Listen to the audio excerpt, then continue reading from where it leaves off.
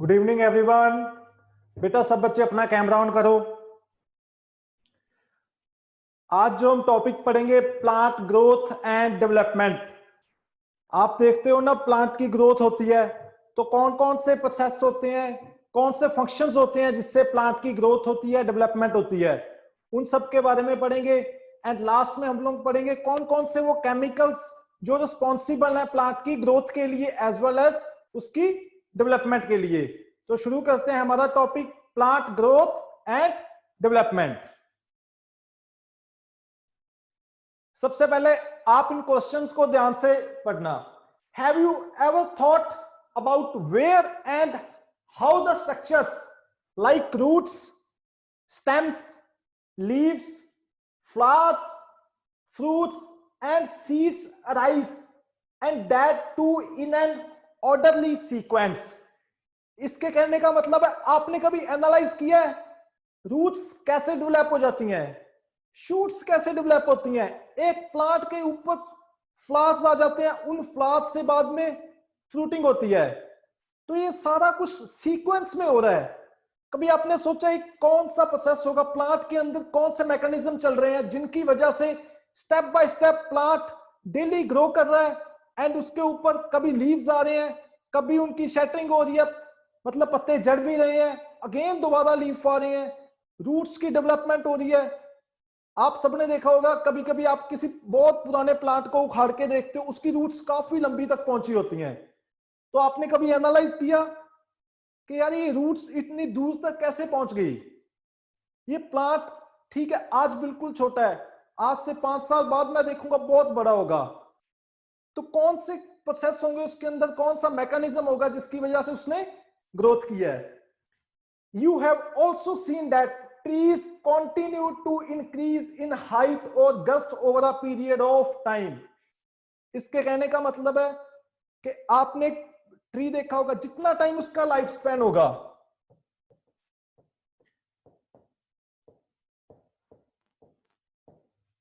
जितना भी उसका लाइफ स्पैन है उतने टाइम तक उसकी हाइट कॉन्टिन्यूसली इंक्रीज करता रहेगा। एंड साथ के साथ गिर्थ मतलब उतनी वो चढ़ाई में भी नीचे से होता रहेगा। नीचे से भी आपने देखा होगा ट्रीज जब आप प्लांटिंग की थी तब बिल्कुल इतना सा था, आज मैं 5 साल बाद देख रहा हूं या फिर 2-3 साल बाद देख रहा हूं इसकी मोटाई हो गई है इतनी। दोनों में डिफरेंस आया, राइट। क्या हुआ जब मैंने लगाया एक पौधे को प्लांट किया उस टाइम पे सिर्फ इतनी मोटाई थी उसकी एंड हाइट भी बिल्कुल छोटी थी। आज मैंने 2 साल बाद या फिर 4 साल बाद देखा है तो एक प्लांट की हाइट भी काफी अच्छी हो गई है एज वेल एज उसकी मोटाई भी हो गया, मतलब उसकी गिर्थ भी वाइड हो गई है। नेक्स्ट क्वेश्चन ये बोलता है the leaves, flowers and fruits on the same tree. एक ही ट्री के ऊपर लीव्स भी, फ्लावर्स भी एंड फ्रूट्स भी not only have limited dimension but also appear, fall periodically and sometime repeatedly. एक प्लांट है उसके ऊपर पत्ते भी हैं, लीफ भी हैं, फ्रूट भी है। आपने देखा होगा कि वो पीरियडिकली फॉल भी हो रहे हैं, मतलब गिर भी रहे हैं।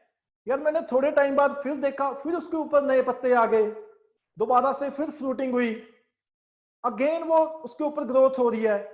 नेक्स्ट ईयर मैं एक टाइम पे गया, उस टाइम पे मैंने देखा यार पतझड़ का मौसम है, सारे पत्ते गिर गए। थोड़े टाइम बाद मैं अगेन जाऊंगा, वहां पे फिर लीव्स हैं, फ्लावर्स हैं, फ्रूट्स हैं। आप सबने एनालाइज किया कभी, होता है ना ऐसा। Why does vegetative phase precede flowering in a plant? एक और क्वेश्चन खड़ा कर दिया इसने। पहले वेजिटेटिव फेस होती है, बाद में फ्लावरिंग फेस आती है। कभी एनालाइज किया पहले फ्लावरिंग क्यों नहीं आई? फ्लावरिंग पहले भी तो आ सकती थी। वेजिटेटिव फेस आता है हमेशा पहले, फ्लावरिंग बाद में आएगी। ऐसा क्यों होता है? कौन सा मैकेनिज्म है, कौन से केमिकल रिएक्शंस हैं, कौन से प्रोसेस चलते हैं जो इन सारे क्वेश्चंस के लिए रिस्पॉन्सिबल हैं?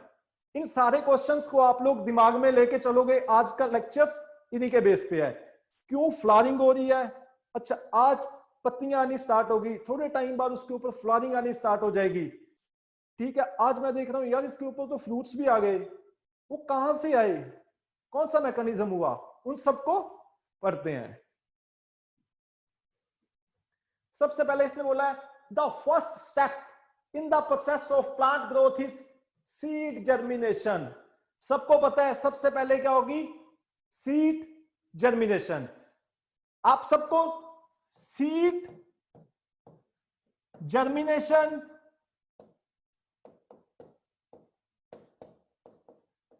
एंड सीड एमर्जेंस,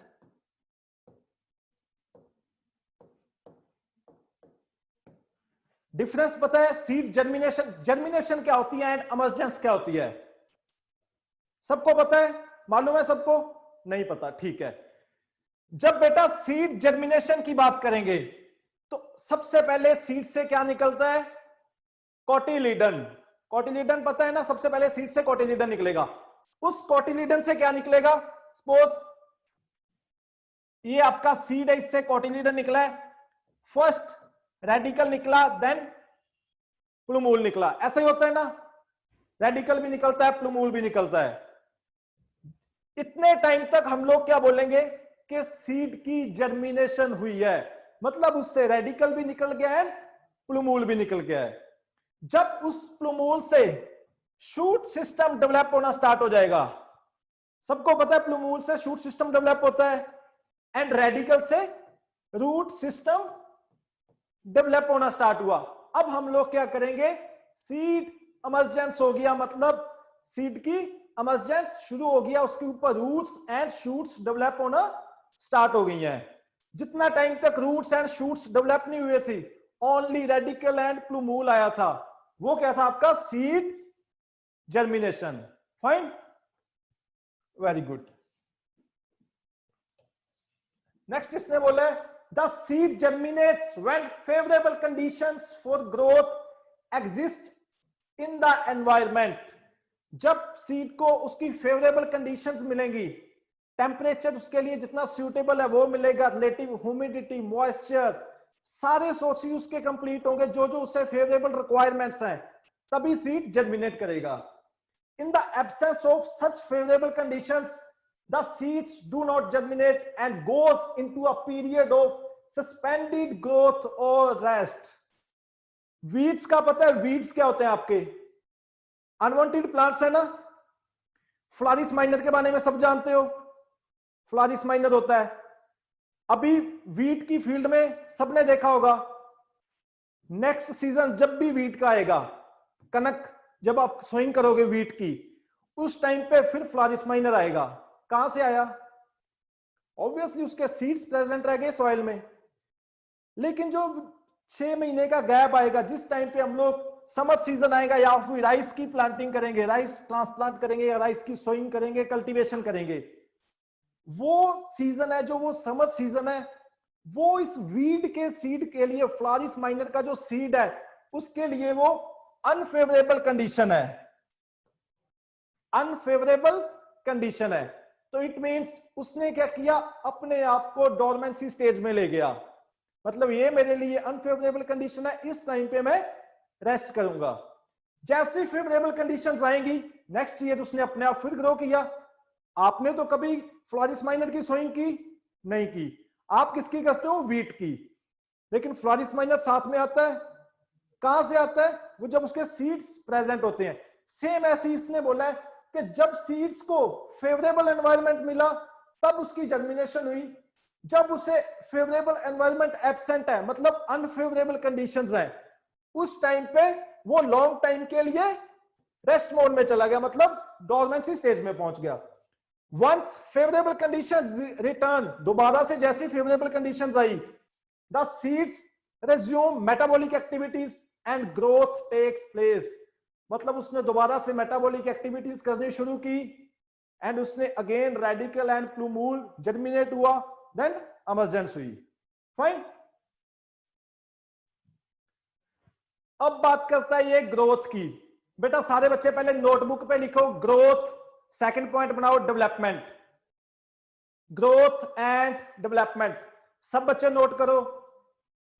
ग्रोथ के सामने लिखो इरिवर्सिबल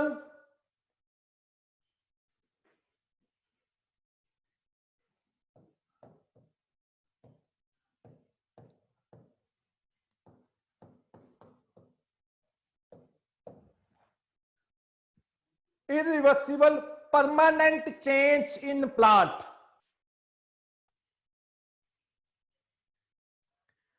ग्रोथ क्या है आपका? irreversible permanent change in plant. कभी कभी एग्जामिनर सिंपली इतनी डेफिनेशन देके बोलता है, बताओ ये ग्रोथ है, डेवलपमेंट है, या क्या चीज है, या दोनों है। ग्रोथ के सामने क्या लिखा है आपने? irreversible permanent change in plant. Fine. अब लिखो डेवलपमेंट। डेवलपमेंट के आगे क्या लिखोगे? Phasic change in plant. Phasic, phase, जब उसके फेस चेंज होंगे, phasic change in plant. Phasic change हो रहा है मतलब एक फेज से दूसरे फेज में जा रहा है। जैसे आज वेजिटेटिव फेज में है, कल उसने फ्लावरिंग फेज पे पहुंच जाना है, या फिर रिप्रोडक्टिव स्टेज पे पहुंचेगा, वो क्या हो जाए? डेवलपमेंट। जब वो पूरे की बात करेंगे, इरिवर्सिबल मतलब आज अगर वेजिटेटिव में, कल पहुंच गया वो रिप्रोडक्टिव में, अब वापस वेजिटेटिव में नहीं आएगा। उस चीज को हम लोग क्या बोलेंगे? किसकी ग्रोथ हो रही है। फाइन। दोनों की डेफिनेशन नोट की। फेस, जब फेस के, अकेले फेस के बारे में बोलेंगे कि फेस चेंज हो रहा है, तो क्या हो रही है? वो डेवलपमेंट हो रही है। ग्रोथ की बात की, growth completely irreversible permanent change. अब इरिवर्सिबल है, अब वापस नहीं आएगा वो। फाइन। अब इसने बोला growth is regarded as one of the most fundamental characteristic of living beings.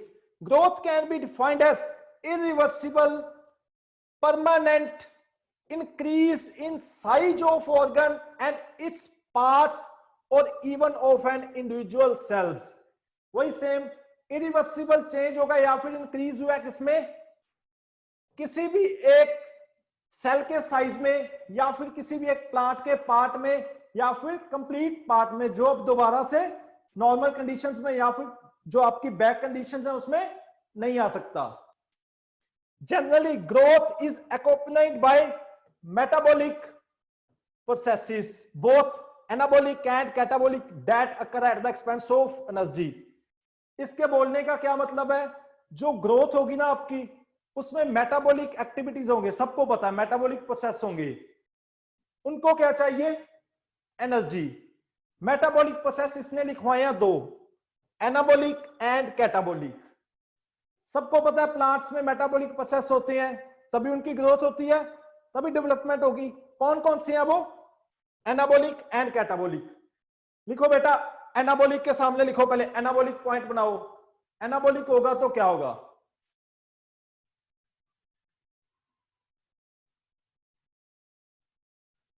इसमें लिखो it requires energy. Anabolic processes को एनर्जी चाहिए होती है to build organs and tissue. It requires energy to build organs and tissue. इसमें क्या हो रहा है? टिश्यूज बनेंगे तो ऑब्वियसली क्या होगा? ग्रोथ होगी। फाइन। इसको एनर्जी चाहिए थी टिश्यूज को बनाने के लिए, मतलब उसकी ग्रोथ के लिए, टिश्यूज की डेवलपमेंट के लिए। अब लिखो catabolic. It requires energy, Anant बेटा नोट करो, it requires energy to break down complex molecules into simplers. To break down complex molecules into simplers.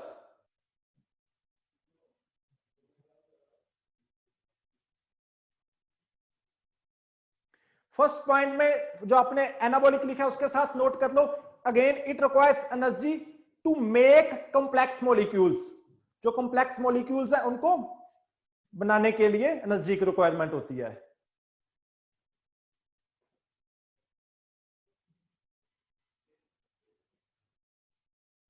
Fine. अब देखो बेटा, फोटोसिंथेसिस होगी। क्या होता है फोटोसिंथेसिस?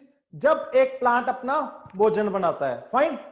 उसने फूड बनाया, जो फूड है प्लांट, वो बाद में क्या होगा? ब्रेक डाउन होगा। ब्रेक डाउन होने के लिए उसको एनर्जी चाहिए होगी, वो किसमें आएगी? आपकी कैटाबॉलिक प्रोसेस में।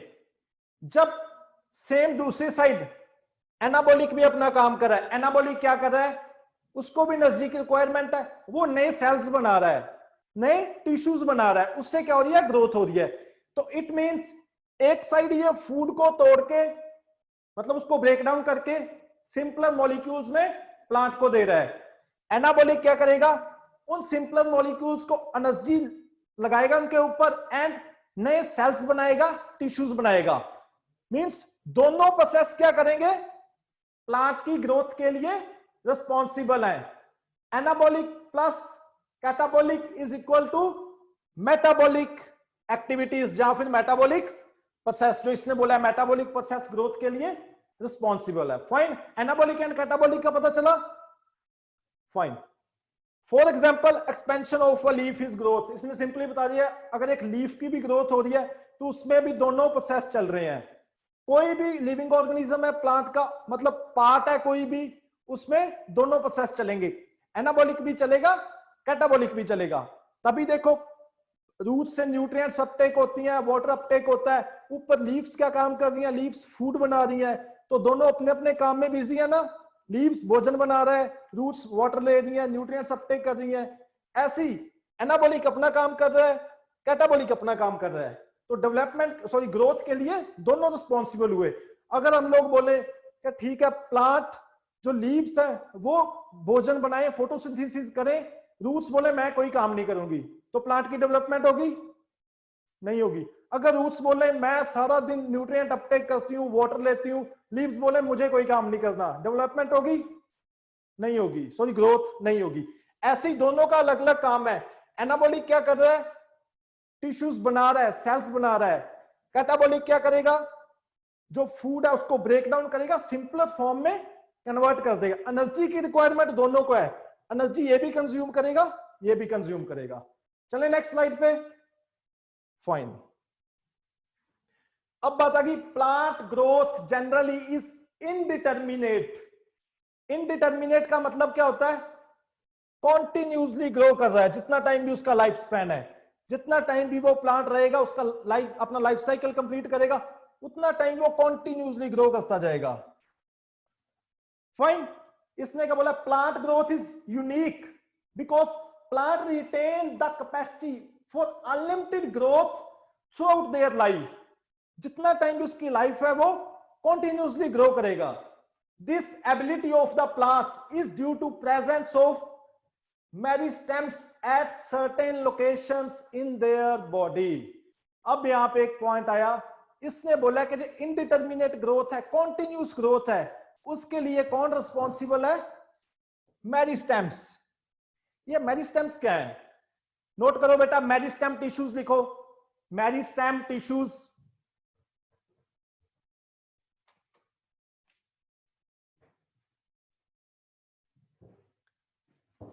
मेरिस्टेम टिश्यूज के आगे लिखो सेल्फ रीन्यूइंग सेल्स या फिर टिश्यूज। सेल्फ रीन्यूइंग सेल्स या फिर टिश्यूज। मेरिस्टेम टिश्यूज क्या है, जो अपने आप को रिन्यू करते हैं, उनके अंदर एबिलिटी है, वो अपने आप को रिन्यू करते रहेंगे, उनको किसी की रिक्वायरमेंट नहीं है। तो ये जो मेरिस्टेम टिश्यूज हैं, ये प्रेजेंट कहां पे होंगे, रूट्स में भी प्रेजेंट है, शूट्स में भी प्रेजेंट है। जिस जगह पे पत्तियां अटैच होती हैं प्लांट के साथ, सपोज ये प्लांट है, ये एक पत्ती अटैच है इसके साथ, लीफ अटैच है, इस पोर्शन पे भी होंगे, यहां पे भी प्रेजेंट है, बर्ड्स में भी प्रेजेंट है। जितनी भी इंटरनोड्स हैं प्लांट की, इंटरनोड्स पता है, इंटरनोड्स, फाइन, इंटरनोड्स में भी मेरिस्टेम टिश्यूज सॉरी प्रेजेंट है। तो जब ये मेरिस्टेम टिश्यू सब जगह पे प्रेजेंट है, इनकी कैरेक्टरिस्टिक क्या है, सेल्फ रिन्यूइंग, अपने आप को नया बनाते रहेंगे, तो ऑब्वियसली ग्रोथ होगी ना, बिकॉज ये सब जगह पे प्रेजेंट है। अब सेल्फ रिन्यूइंग है, इनको किसी की जरूरत नहीं, खुद की एबिलिटी अपने आप को नया बनाने की, तो ग्रोथ क्या होगी, indeterminate. Indeterminate means continuously grow करेंगे। Fine, good.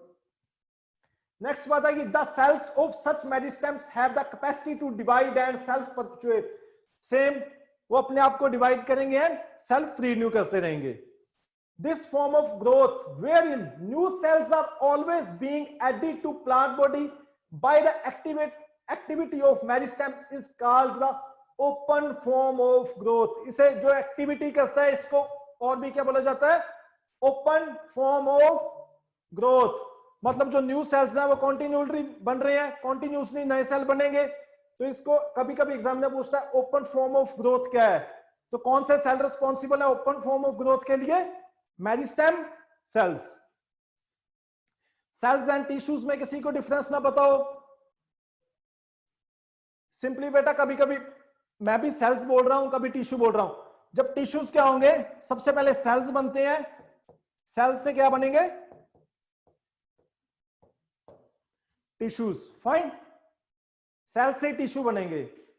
तो ओपन फॉर्म ऑफ ग्रोथ के लिए जो नए सेल बन रहे हैं किससे बनेंगे? मेरिस्टेम सेल से. अब बात की इसने the root apical meristem and the shoot apical meristem are responsible for the primary growth of plant and principally contribute to the elongation of the plants along their axis. Same वही चीज के roots में भी present है, shoots में भी present है, and दोनों की ग्रोथ के लिए रिस्पॉन्सिबल है. Growth is measurable. इसने क्या बोला कि जो ग्रोथ है आप उसको मेजर कर सकते हो. कैसे? Growth is measured by variety of parameters, some of which are increase of fresh weight. Fresh weight आप कब देखते हो? आज आपका प्लांट 30 डेज का है. फाइन. नेक्स्ट मंथ कितने डेज का होगा? 60 days. Next month 90 days. Next 120 days and so on. जितना टाइम भी चलेगा. सबसे पहले इसने क्या बोला है? कौन सा पैरामीटर लिया? Increase in fresh weight. आपके पास एक फील्ड में बहुत सारे प्लांट्स हैं. आप क्या करोगे? बॉर्डर से एक प्लांट लोगे, उसका वेट चेक करोगे. 30 डेज पे कितना आया? सपोज 10 ग्राम. फाइन. 60 डेज बाद अगेन फील्ड में जाओगे, दोबारा से एक प्लांट लोगे, उसका फ्रेश वेट चेक करोगे, कितना आया? 30 ग्राम. नेक्स्ट मंथ फिर जाओगे, फिर एक प्लांट लोगे, 90 डेज पे चेक करोगे एंड 120 पे. ऐसे आप प्लांट की ग्रोथ चेक कर लोगे, उसमें वेट कितना इंक्रीज हो रहा है. कौन सा वेट? Fresh wait. कभी कभी वो बोलता है ड्राई वेट भी चेक करेंगे. ड्राई वेट कैसे चेक होगा? जो आपने फ्रेश वेट लिया उसको आप 48 आवर्स के लिए, 48 घंटे के लिए ओवन में रखोगे 60 डिग्री टेम्परेचर पर, 60 डिग्री सेल्सियस.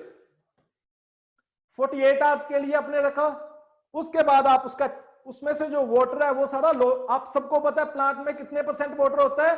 अप्रोक्सीमेटली 99%.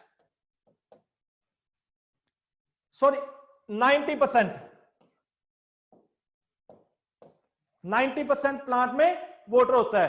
तो जो वो 90% वाटर है, जब वो ड्राई होगा 60 डिग्री सेल्सियस टेम्परेचर पर फॉर 48 आवर्स, 48 घंटे के लिए, तो डेफिनेटली वो उठ जाएगा वहां से. तो पीछे क्या बचेगा हमारे पास? Dry weight. ड्राई वेट देखेंगे 30 डेज पे कितना आया था. सपोज यहाँ पे 90 है, सॉरी 10 है, 90% हमने वाटर बोला, यहाँ पे 1 ग्राम बचा. यहां से 90 जाएगा तो 3 ग्राम बचेगा. अगेन सेम सीक्वेंस में आप इसका ड्राई वेट भी चेक कर सकते हो कि कितनी ग्रोथ हो रही है. इससे भी चेक होगा ना. 30 डेज पे मेरे पास 1 ग्राम आ रहा है, 60 डेज पे मेरे पास 3 ग्राम आ रहा है. फाइन. Dry wait. नेक्स्ट इसने बात की लेंथ. लेंथ मींस उसकी हाइट. 30 दिन पे कितनी हाइट थी, 60 दिन पे कितनी हाइट है, 90 दिन पे कितनी हाइट है. नेक्स्ट इसने बात की area and cell number. Area हमने बात किया, जो मैंने गिर्थ बताया, कितनी विड्थ, कितनी चौड़ाई में हो गया प्लांट.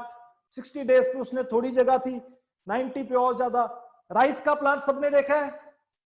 राइस देखा है? जब आप लोग ट्रांसप्लांटिंग करते हो कितने प्लांट्स की करोगे? 1 2 3 4 5 6 7. सिंपल अपना हाथ उठा के एक प्लांट की करते हो ट्रांसप्लांटिंग, 2 की. फाइन, ठीक है. या 1 की या 2 की, है ना. इससे ज्यादा तो नहीं की कभी. जब आप लोग हार्वेस्टिंग करोगे उस टाइम पे उस एक प्लांट के साथ कितने प्लांट होते हैं? हाँ मैक्सिमम 5 6 7 8 9 10 कितने भी हो सकते हैं। तो वो क्या हुआ, उसने 6 मंथ्स के अंदर या फिर 5 मंथ्स, जितना भी टाइम लेगी कोई वैरायटी, उतने टाइम तक उसने अपना एरिया बढ़ा लिया, साथ में सेकेंडरी शूट्स ग्रो कर ली। तो हम लोग क्या चेक करेंगे, 30 डेज बाद उसने कितना एरिया कवर किया, 60 के बाद, 90 के बाद, 120 के बाद हम लोग उसकी ग्रोथ चेक कर सकते हैं। फाइन। ऐसी सेल नंबर, जब आप लेबोरेटरी टेक्निक्स में जाओगे आप उसके सेल भी काउंट कर सकते हो। जब प्लांट छोटा था कितने सेल्स प्रेजेंट थे, 60 डेज बाद, 90 डेज बाद अगेन उसका सेल नंबर भी चेक होगा। अब बात आ गई फेसिस ऑफ ग्रोथ।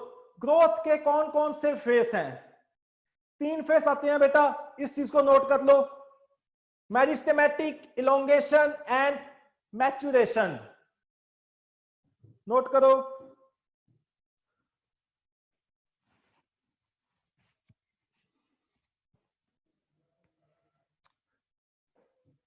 चलें आगे। फाइन। सबसे पहला आया मेरिस्टेमेटिक फेस। इस फेस में क्या हो रहा है, द मेरिस्टेम टिश्यूज का पता चल गया था सबको, जो स्टार्टिंग में लिखवाए आपको मेरिस्टेम टिश्यूज। फाइन। इसने क्या बोला है, जो मेरिस्टेमेटिक फेस है is also called as formative phase. The tips of the roots and shoots exhibit continuous growth, hence are meristematic। मैंने आपको बताया था वो टिश्यूज कहां पे प्रेजेंट है, रूट्स में भी, शूट्स में भी, बड्स में भी, लीव्स जहां से अटैच होता है वहां पे भी, इंटरनोड्स में भी। तो इसने क्या बोला है, जो रूट्स एंड शूट्स के टिप्स हैं वहां से प्लांट कॉन्टिन्यूसली ग्रो कर रहा है। रूट्स भी हम देखते हैं काफी लंबी जगह तक पहुंच जाती हैं, शूट विजिबल है, वो सबको विजिबल है। During this phase mitotic division of the pre existing cells take place to new form cells. इसने क्या बोला, इस स्टेज में क्या होती है आपकी माइटोसिस। माइटोसिस सबने पढ़ा होगा, कौन से सेल्स में होती है, वेजिटेटिव सेल्स ने, या फिर हम क्या बोलते हैं उसे, सोमैटिक सेल्स। तो इसने क्या बोला, जो माइटोसिस होगी इस फेस में, उससे क्या होंगे, आपके नए सेल्स बनेंगे, उससे क्या होगी, ग्रोथ होगी। सबसे पहला फेज क्या होगा, माइटोसिस होगी, उससे न्यू सेल्स बन रहे हैं। जैसे ही मैंने आपको बताया था मेरिस्टेम टिश्यूज प्रेजेंट है, उन सेल्स की हो रही है माइटोसिस, जो मेरिस्टेम सेल्स हैं। फाइन। उससे क्या हुई, ग्रोथ हुई। नेक्स्ट फेज आ गया इलोंगेशन फेज।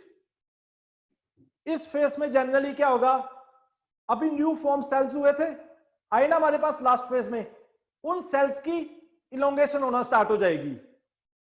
इलोंगेशन होगी मतलब उनकी हाइट इंक्रीज होगी, ग्रोथ बढ़ेगी। इस फेज में क्या हो रही है, elongation. These cells present next to meristematic cells, जो मेरिस्टेमेटिक सेल्स नए बने हैं उसके बाद ये सेल्स आएंगे, are present in the elongation phase.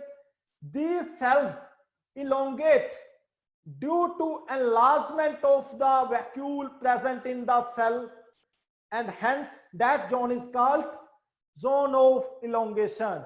इसने क्या बोला, सबको पता है प्लांट सेल के अंदर क्या होता है, वैक्यूल प्रेजेंट। किस क्या फंक्शन करता है vacuole, anyone of you,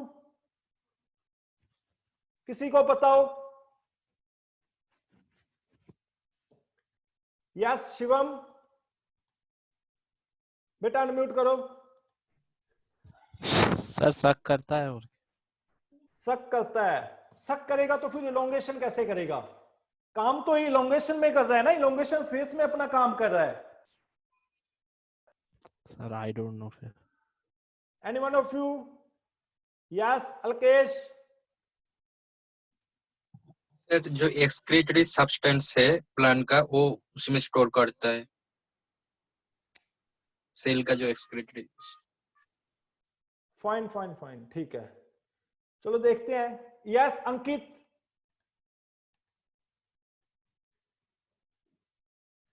sir ये सेल का वॉल्यूम बढ़ाने में हेल्प करता है, और हाँ उसकी एग्जैक्टली कैसे करेगा सेल का वॉल्यूम बढ़ाने में हेल्प? सर जो भी प्लांट के सैप होते हैं उनको फाइन फाइन, वेरी गुड।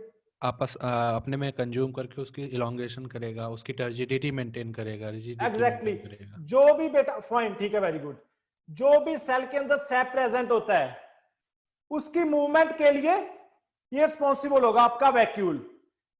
कितना उसको इलोंगेट कर रहा है। जैसी वैक्यूल की इलोंगेशन होगी मतलब आपके सेल की इलोंगेशन हो रही है, सेल की इलोंगेशन होगी मींस वो ग्रोथ का पार्ट है, ग्रोथ का पार्ट है तो उस जोन को हम लोग क्या बोल रहे हैं, इलोंगेशन फेज।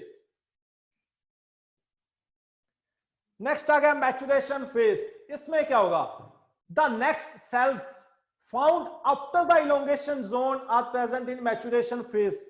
सिंपली मतलब सबसे पहले मेरिस्मेटिक टिश्यूज में उसने नए सेल्स बनाए, नए सेल्स बनाए तो वो किसमें एंटर हुए, इलोंगेशन फेज में।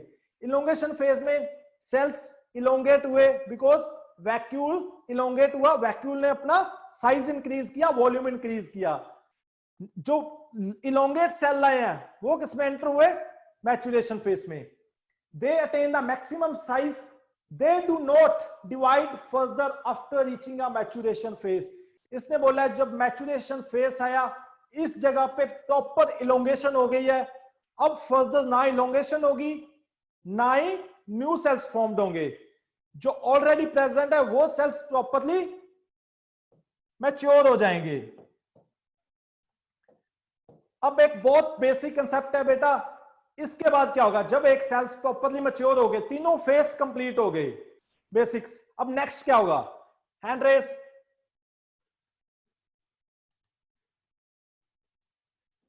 एनी वन ऑफ यू, जिस जगह पे उसने अपना लाइफ साइकिल कंप्लीट कर लिया है, ऑब्वियसली उसके बाद उसकी क्या होगी, डेथ हो जाएगी, वो प्लांट डेड हो जाएगा। मैक्सिमम मैच्योरिटी पे पहुंच गया है, कोई भी लिविंग ऑर्गेनिज्म है जब वो अपनी मैक्सिमम मैच्योरिटी पे पहुंच जाएगा, नए सेल्स बनना बंद हो गए, सेल्स बनना बंद हो गए तो लिविंग ऑर्गेनिज्म डेड हो गया, समझो उसकी डेथ हो गई। सेम इसके प्लांट्स के केस में सबसे पहले मेरिस्मेटिक टिश्यूज आपके पास आए, तभी इसने क्या बोला था कि 3 फेस है प्लांट की ग्रोथ के, मेरिस्मेटिक, नए सेल्स बने, नए सेल्स की अगेन इलोंगेशन हुई तो वो कौन सा फेस हुआ, इलोंगेशन फेज। नेक्स्ट उसकी इलोंगेशन के बाद जितना उन्होंने मैच्योर होना है प्रॉपरली मैच्योर हो जाएंगे, जब उसके बाद कोई फेस ही नहीं बचेगा, है तो ये लिविंग ऑर्गेनिज्म है, प्लांट लिविंग है ना, हम भी लिविंग है, प्लांट्स भी लिविंग है, तो आफ्टर टाइम मैच्योरिटी के बाद वो डेड हो जाएंगे या उनकी डेथ हो जाएगी। तो लास्ट फेज आपका कौन सा था, last phase maturation phase, fine. अब बात आ गई ग्रोथ रेट्स की, रेट्स मतलब किस स्पीड से वो ग्रो हो रहे हैं। The increased growth per unit time is termed as growth rate, मतलब एक टाइम में सपोज पिछले 10 दिन से लेके अगले 10 दिन के तक वो कितना ग्रो हुए हैं, वो उसकी क्या होगी ग्रोथ रेट, या फिर 24 घंटों के अंदर वो कितनी ग्रोथ हो रही है, या फिर एक वीक के अंदर, एक मंथ के अंदर, या फिर हम लोग कोई भी एक पर्टिकुलर टाइम लेके चलेंगे कि इतने टाइम में कितनी ग्रोथ हुई है, उसको क्या बोलोगे, ग्रोथ रेट। एन ऑर्गेनिज्म और a part of organism can produce more cells in a variety of way. इसने बोला कोई भी ऑर्गेनिज्म है या फिर उस ऑर्गेनिज्म का कोई भी पार्ट है, वो अपने अकॉर्डिंग कितने भी सेल्स नए बना सकता है, कितने भी सेल्स प्रोड्यूस कर सकता है। The growth rate shows an increase that may be arithmetic and geometrical. Growth rate दो तरह की होगी, फर्स्ट अरिथमेटिक, नेक्स्ट ज्योमेट्रिकल। सबसे पहले हम चलेंगे अरिथमेटिक ग्रोथ रेट पे।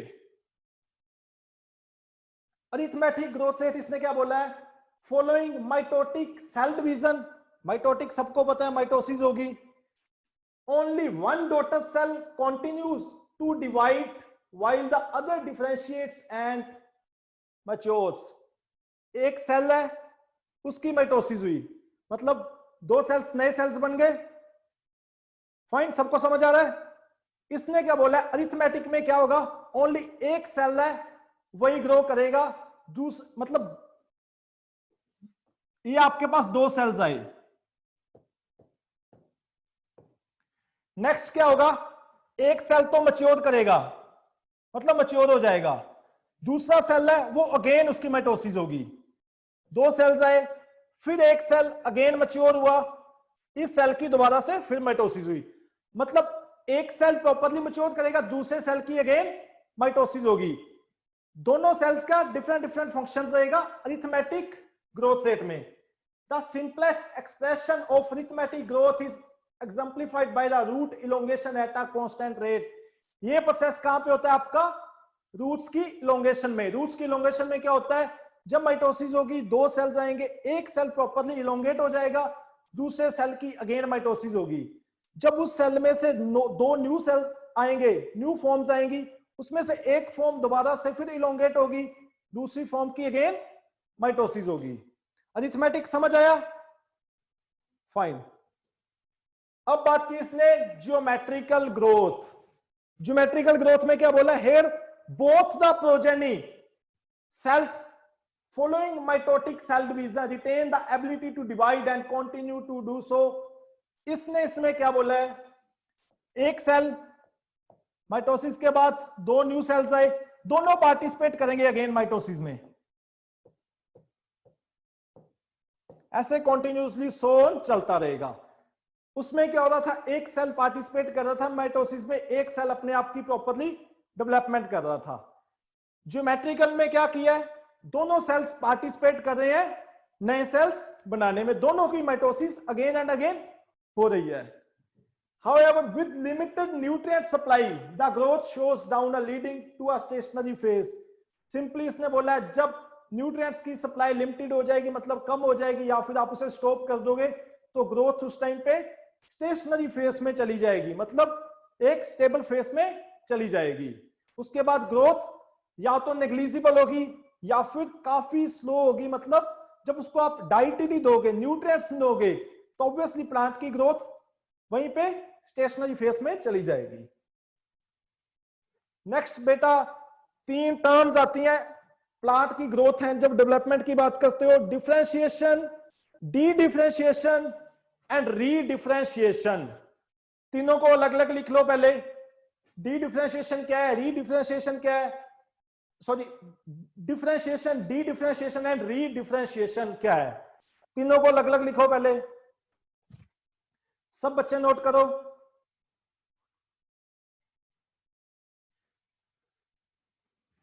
चले नेक्स्ट स्लाइड पे। फाइन। इसने क्या बोला? डिफरेंशिएशन। सबसे पहले क्या होगी? डिफरेंशिएशन। डिफरेंशिएशन में क्या बोला इसने? The cells derived from root apical and shoot apical meristems differentiate and mature to perform specific functions. This act leading to maturation is termed as differentiation। Meristematic tissues का मैंने आपको बताया था क्या प्रोसेस होता है। इसने क्या बोला? वो मेरिस्टेमेटिक टिश्यूज प्रॉपरली अपना काम करेंगे, अपना जो भी उनका फंक्शन है वो परफॉर्म करेंगे। उसको आप लोग क्या सिंपली एक टाइम पे क्या बोलोगे? वो मैच्योर हो गया, उनकी क्या हो गई है? डिफरेंशिएशन। फाइन। सिंपली एक टाइम पे डिफरेंशिएशन हो गया, वो मैच्योर हो गया, अपना काम कंप्लीट कर रहे हैं। During differentiation cells undergo few major structure changes both in their cell wall and protoplasm. जब उसकी मैच्योरिटी स्टेज पे जाएंगे, मैच्योरेशन होगी, उनमें कुछ स्पेशल चेंजेस होंगे, जैसे उनकी सेल वॉल में चेंज हो सकता है, प्रोटोप्लाज्म में चेंज होगा। सिंपली एक मेरिस्टेमेटिक टिश्यू था, देन उसके बाद इलोंगेशन हुई है, ऐसा हो गया, अब वो मैच्योर हो गया है, इतना बड़ा हो गया, तो उसके सेल वॉल में चेंज आएगी। आई ना सेल वॉल में फेज, जब हमने फेज पढ़े, सेल वॉल में फेज आई तो प्रोटोप्लाज्म में भी चेंज आएगा। इसने क्या बोला है? इसमें क्या हो रहा है? वो अपना एक स्पेशल स्ट्रक्चर बना रहा है, उसने अपना जो भी वर्क है उसको मैच्योरिटी पे एक स्पेशल स्ट्रक्चर बना के काम कर रहा है। नेक्स्ट इसने बोला डी डिफरेंशिएशन। आपको सिंपली पता होना चाहिए है क्या डी डिफरेंशिएशन क्या है? द लिविंग डिफरेंशिएटेड सेल्स, जो अभी हमने पढ़े हैं, जो मैच्योर होके एक स्पेशल स्ट्रक्चर बना के बैठे हैं, वो मैच्योरिटी स्टेज पे पहुंच गए थे ना। इन्होंने बोला जो डिफरेंशिएटेड सेल्स हैं that by now have lost the capacity to divide। हमने पहले ही पढ़ा था मैच्योरिटी के बाद क्या होगा? प्लांट डेड हो जाएगा। जब डिफरेंशिएशन होगी तो उस टाइम पे उसने क्या बोला है कि उसकी जो कैपेसिटी है डिवाइड होने की वो खत्म हो गई। कुछ सेल्स की 100 सेल्स है, उसमें से 90 सेल्स की जो उनकी डिफरेंशिएट होने की, मतलब दोबारा से डिवाइड होने की कैपेसिटी खत्म हो गई है। Can regain the capacity of division under certain conditions. बोलता कुछ ऐसी कंडीशंस होंगी जब उनकी कैपेसिटी दोबारा से आ जाएगी न्यू फॉर्म्स सेल करने, न्यू सेल्स को बनाने की, या फिर प्रोड्यूस करने की, या फिर माइटोसिस जो आप पढ़ते हो माइटोसिस को परफॉर्म करने की कुछ सेल्स की। कौन से सेल हैं? डिफरेंशिएटेड, जो आपने अभी पढ़े हैं, जो मैच्योर हो चुके थे, जिनने आप अपना एक स्पेशल स्ट्रक्चर बना लिया था। वो सेल्स में कुछ सेल्स की एबिलिटी दोबारा हम लोग लेके आ सकते हैं, उसको क्या बोलोगे? Dedifferentiation. This phenomena is termed as dedifferentiation. Definition note कर लो बेटा।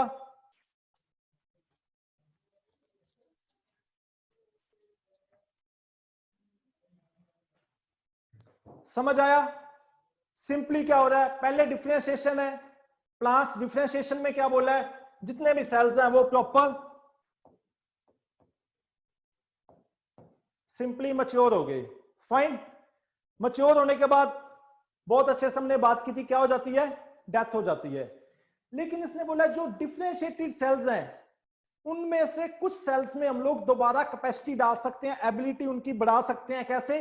कि वो दोबारा से माइटोसिस करें, न्यू सेल्स को प्रोड्यूस करें। नेक्स्ट क्या बात आई? रीडिफरेंशिएशन। रीडिफरेंशिएशन में इसने क्या बोला है? Tissues are able to divide and produce cells that once again lost the capacity.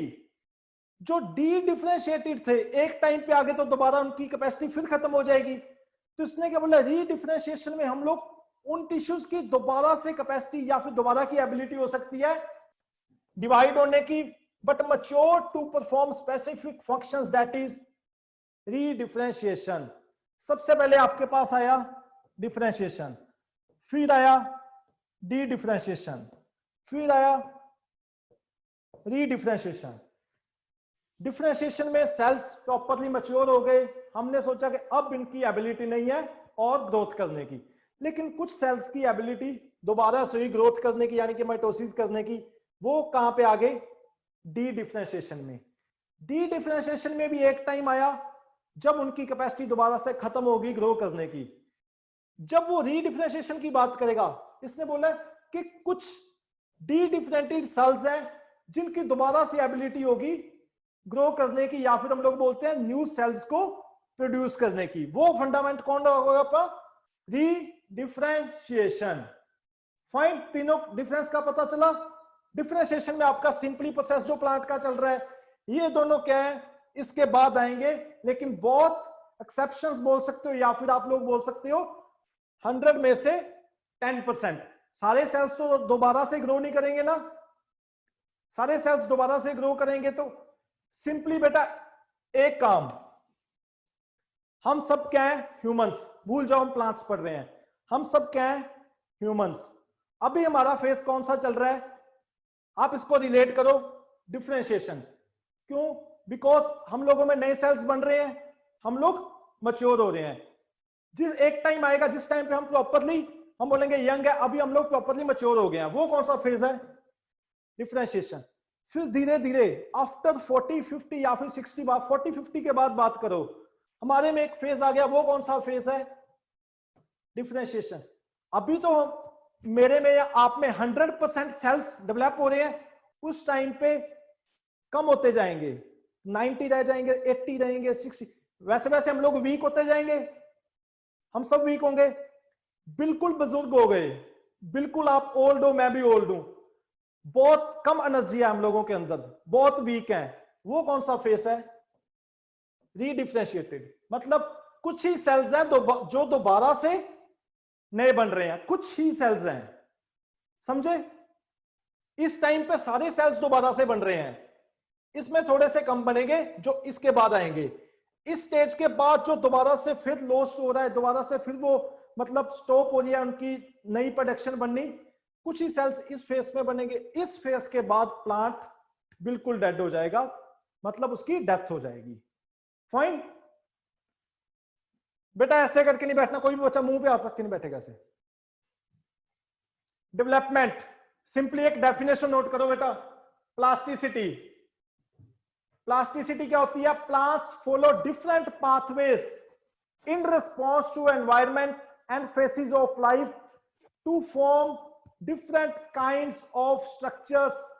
This ability is called plasticity. इसने क्या बोला है कि प्लांट डिफरेंट पाथवेज को फॉलो करता है एनवायरमेंट के रिस्पॉन्स में या फिर उसके फेस एंड डिफरेंट उनमें डिफरेंट स्ट्रक्चर्स बनाने में, उसको क्या बोलोगे आप? प्लास्टिसिटी। नेक्स्ट इसने बोला जो हमने अभी तक ग्रोथ के बारे में पढ़ा, डिफरेंशिएशन के बारे में पढ़ा एंड डेवलपमेंट, इसने क्या बोला? ये सारे बहुत क्लोज हैं। क्लोज कैसे है बेटा? मैंने आपको भी बताया था ना, ग्रोथ क्या है? Irreversible change. डेवलपमेंट क्या है? फेसिक चेंज।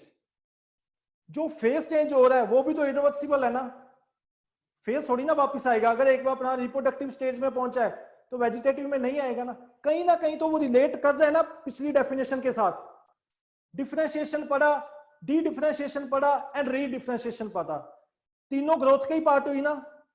ग्रोथ तो इसने क्या बोला है? ग्रोथ, डिफरेंशिएशन एंड डेवलपमेंट तीनों कहीं ना कहीं क्लोजली रिलेटेड है। Broadly development is considered as the sum of growth and differentiation. इसने क्या बोला है? जो डेवलपमेंट है वो किसका कॉम्बिनेशन है? ग्रोथ का एंड डिफरेंशिएशन का, जो सेल्स डिवाइड हो रहे थे। नेक्स्ट बात की, development in plants both growth and differentiation is under control intrinsic as well as extrinsic factors. मतलब कुछ इंटरनल फैक्टर रिस्पॉन्सिबल है, कुछ एक्सटर्नल फैक्टर्स। इंटरनल्स में आपके कौन से आएंगे? जेनेटिक, जिसको इंटरसेलुलर बोलोगे, एंड सेकंड वन कौन से आएंगे?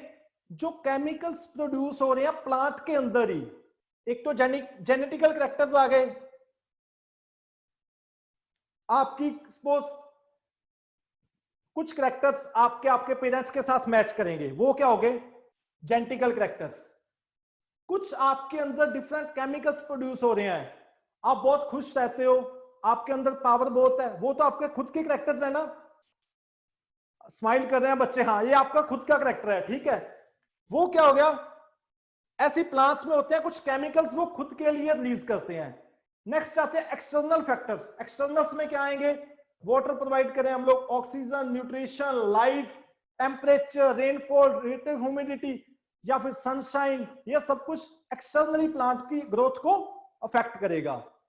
यहां तक क्या पढ़ा हमने? ग्रोथ कैसे हो रही है, डेवलपमेंट क्या है, कौन कौन से माइनर से उसमें अंदर फंक्शंस कौन से चल रहे हैं जिनकी वजह से उनकी ग्रोथ हो रही है। मतलब नए सेम याद हमने स्टार्टिंग में क्या पढ़ा था? लीव्स कैसे आएंगी, फ्रूट्स कैसे आते हैं, फ्लावरिंग कैसे होती है, तो ये सारे प्रोसेस उसके अंदर चलते हैं।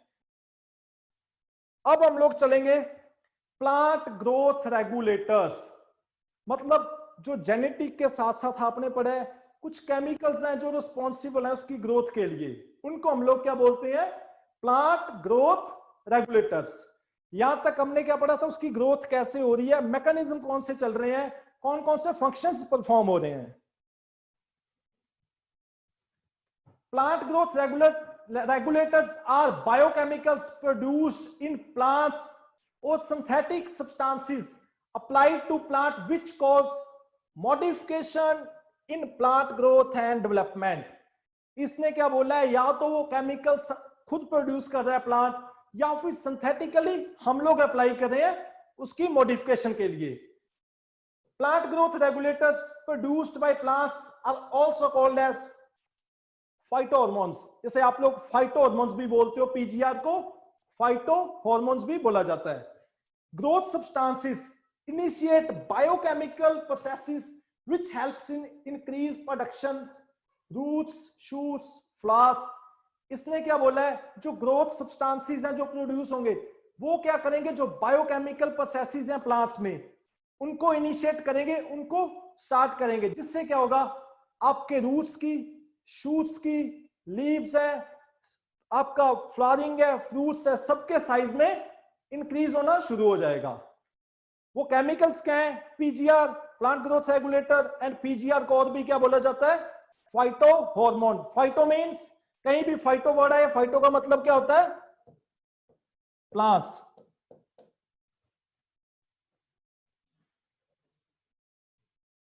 अब बात आ गई वो कौन कौन से हैं, auxin, gibberellin, abscisic acid, cytokinin and ethylene. सबसे पहले आएगा auxin. Auxin are a group of phytohormones produced the shoot and root apices and they migrate from apex to the zone of elongation. बेटा सिंपली जो auxin है वो आपका कहां पे प्रेजेंट होता है, वैसे वो पूरे प्लांट में होगा लेकिन मैक्सिमम कहां पे पाया जाता है, shoot tips and root tips.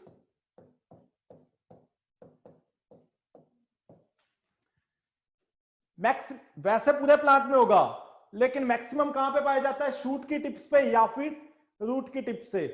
तभी हम लोग पढ़ते हैं ना एपिकल बड डोमिनेंस कहां पे होती है, एपिकल बड डोमिनेंस के लिए कौन सा हार्मोन रिस्पॉन्सिबल है, वो कौन सा है, ऑक्सिन। Very good. एक और चीज यहां पे आप सोचो, काफी प्लांट्स है जिनको हम लोग ऊपर से काट देते हैं, उसके बाद क्या होती है, उनकी लेटरल ब्रांचेस निकलना शुरू हो जाएंगी। ऊपर से क्यों काटते हैं हम लोग, बिकॉज उस ऊपर वाले पोर्शन पे, वेरी गुड, क्या प्रेजेंट है, ऑक्सिन। ऑक्सिन ही किसके लिए रिस्पॉन्सिबल है, ग्रोथ के लिए।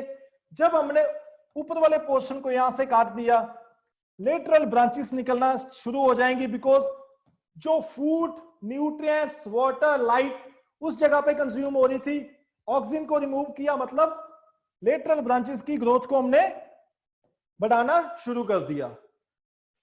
नेक्स्ट इसने बोला है auxin promote the growth along the longitudinal of the plant. Simply auxin मैंने बोला है सेंट्रल शूट्स में ग्रोथ के लिए रिस्पॉन्सिबल है, जितना प्लांट ऊपर जाएगा ऑक्सिन उसकी ग्रोथ के लिए रिस्पॉन्सिबल है। Auxin are widely distributed throughout the plant, however abundant in the growing tips. Same इसने बोला वैसे पूरे प्लांट में है लेकिन ज्यादा कहां पे प्रेजेंट है, ग्रोइंग टिप्स पे। बड्स में भी हो सकता है, रूट टिप्स में भी, लीव्स पे भी। यहां पे IAA indole acetic acid is the only natural occurring auxin in plants. सिर्फ जो नेचुरली अकरिंग है, ये क्वेश्चन बेटा एग्जाम में आया हुआ है, आप सब पढ़ते हो, ऑक्सिन डिफरेंट फॉर्म्स में होता है, IBA, NA, IAA, सबने पढ़ा होगा, ये होता है ना ऑक्सिन। लेकिन नेचुरली अकरिंग कौन सा है, only one, IAA, indole acetic acid. Next बात करेंगे, typical auxin concentration ranges from 0.01 to 10 mg पर लीटर। ये आपको याद रखनी है, इसकी रेंज कितनी होती है, ऑक्सिन कितना प्रेजेंट होता है प्लांट्स के अंदर। Low concentration of auxin results in growth, high concentration will inhibit the growth of same organ. मतलब अगर कम कंसंट्रेशन में उसे यूज करोगे फिर तो वो क्या करेगा, ग्रोथ को बढ़ाएगा। अगर ज्यादा कंसंट्रेशन में यूज करोगे देन क्या होगा, ग्रोथ कम हो जाएगी। मतलब अगर प्लांट ने ज्यादा प्रोड्यूस कर लिया तो क्या हुआ, ग्रोथ कम होना स्टार्ट। अगर कम किया है तो वो क्या करेगा, उसकी ग्रोथ के लिए बेनिफिशियल होगा। एग्जाम में क्वेश्चन क्या आता है, सिंपली एक डाटा नोट करो, पहले डाटा नोट करो, लेस देन 20 ppm ग्रोथ करेगा, मतलब ग्रोथ के लिए बेनिफिशियल होगा। अगर वो मोर देन 20 ppm हो जाएगा तो क्या होगा, ग्रोथ को रिटार्ड करना शुरू कर देगा, इनहिबिट मतलब स्टॉप करना शुरू कर देगा। फाइन, तभी इसको मतलब आर्टिफिशियली भी प्रोड्यूस करके ऑक्सिन को, नेक्स्ट हम पढ़ेंगे सिंथेटिकली प्रोड्यूस्ड कौन कौन से हैं। सिंथेटिकली मोर देन 20 ppm जब यूज करते हैं तो हम लोग जो अनवांटेड प्लांट्स हैं, जो वीड्स हैं, उनकी ग्रोथ को रोकने के लिए उनकी एप्लीकेशन करते हैं। Some synthetic auxin specially 2,4-D, 2,4,5-T are useful in eradication of weeds at higher concentration।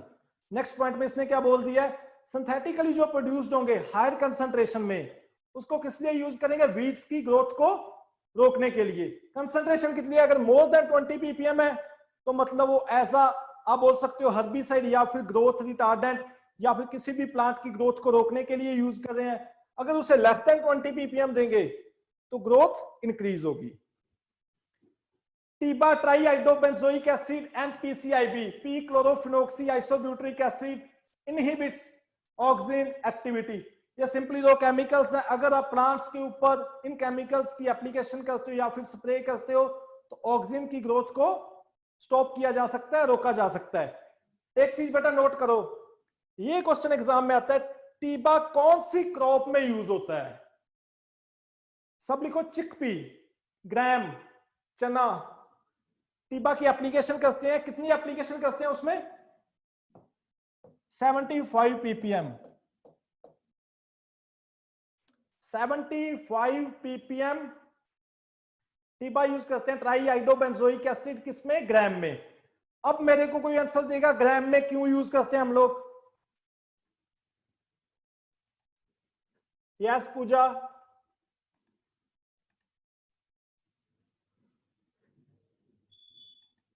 Sir उसका जैसे ग्राम में नेपिंग वगैरह होता है ना, ताकि लेटरल ग्रोथ को प्रमोट करने के लिए। Exactly very good.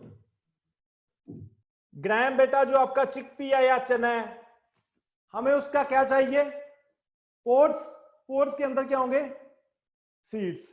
हमें किस चीज से मतलब है? हमारे लिए इकोनॉमिक प्रोडक्ट कौन सा है? पोर्स। पोर्स ग्राम का प्लांट देखा, चिकपी का, चने का प्लांट देखा है। पोर्स कहां पे प्रेजेंट होते हैं? लेटरल ब्रांचेस पे। कभी भी देखे टॉप पे पोर्स प्रेजेंट हो? टॉप शूट सिस्टम है उसके टॉप पे पोर्ट नहीं होता ना। तो हम लोग क्या करेंगे? टीबा की एप्लीकेशन करेंगे, ट्राईआइडोबेंजोइक एसिड 75 ppm की। उससे क्या होगा? जो उसका टॉप पोर्शन है उसमें ऑक्सिन बनना कम हो जाएगा या फिर खत्म हो जाएगा। ऑक्सिन शुरू में मैंने बताया कहां पे होता है? मैक्सिमम शूट की टिप्स पे या फिर रूट की टिप्स पे। जब ऑक्सिन बनना ही कम हो गया, उसकी एक्टिविटी कम हो गई, तो ऑब्वियसली जो फूड है, न्यूट्रिएंट्स है, वाटर है, वो कहां पे काम करेंगे? लेटरल ब्रांचेस पे। जितनी ज्यादा लेटरल ब्रांचेस होंगी उतने ज्यादा पोर्ट्स होंगे, जितने ज्यादा पोर्ट्स होंगे उतने ज्यादा सीड्स होंगे। तो फाइनली हमारी इकोनॉमिक पार्ट है जो ग्रेन्स है उसमें ग्रोथ आएगी, यानी कि इंक्रीज होंगे, ज्यादा क्वांटिटी में प्रोड्यूस होंगे। नेक्स्ट बात करेंगे सिंथेटिक ऑक्सिन्स कौन कौन से हैं। बेटा इसका स्क्रीनशॉट ले लो। Synthetic auxins, IBA indole butyric acid, Na naphthalene acetic acid, MENA methyl ester of naphthalene acetic acid, MCPA 2 methyl 4 chlorophenoxy acetic acid, TIBA 235 triiodobenzoic acid, 2,4-D two four dichlorophenoxy acetic acid, 2,4,5-T 2,4,5 trichlorophenoxy acetic acid. ये आपके synthetic. शुरू में आपको बताया था ना auxins different forms में present है, लेकिन ये नेचुरली अकरिंग आपका कौन सा है? IAA। ये सारे कौन से हैं? सिंथेटिकली जो हम लोग लैब में प्रोड्यूस करते हैं। अब बात आ गई जिब्रेलिन की। The primary precursor for the formation of gibberellin is acetate. Acetate इसका प्राइमरी प्रिकर्सर है। It helps in seed germination. Seed germination में जिब्रेलिन हेल्प करेगा। They are naturally plant hormone, promote flowering में हेल्प करता है। Stem elongation में मतलब जो स्टेम को इंक्रीज कर, इलोंगेट होने के लिए। Break dormancy. डोरमेंसी पता है स्टार्टिंग में मैंने पढ़ाया जब प्लांट, फाइन ठीक है। डोरमेंसी को ब्रेक करने के लिए। Speeding up of germination, again germination के रेट को इंक्रीज करने के लिए। Gibberellin are found in all parts of higher plants including roots, shoots, leaves, flowers, petals, anthers, seeds. सब जगह पे जिब्रेलिन प्रेजेंट होता है। अब यहां पे क्वेश्चन आता है, इसने क्या बोला है? स्टेम की इलोंगेशन के लिए बोला ना इसने, स्टेम की इलोंगेशन के लिए बेनिफिशियल है। सबने पैडी की फील्ड देखा है, राइस फील्ड। सबने देखा? फाइन। कभी कभी आपने देखा होगा राइस के फील्ड में कुछ प्लांट्स ऐसे हैं जो बहुत ज्यादा हाइट कर जाते हैं, होता है ना ऐसा?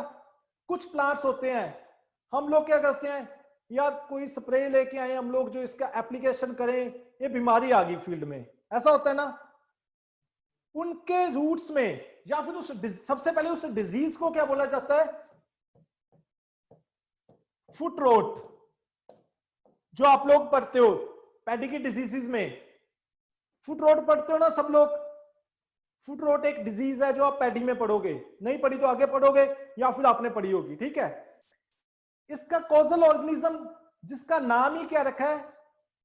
Gibberellic. Gibberellic, only LI। Fuji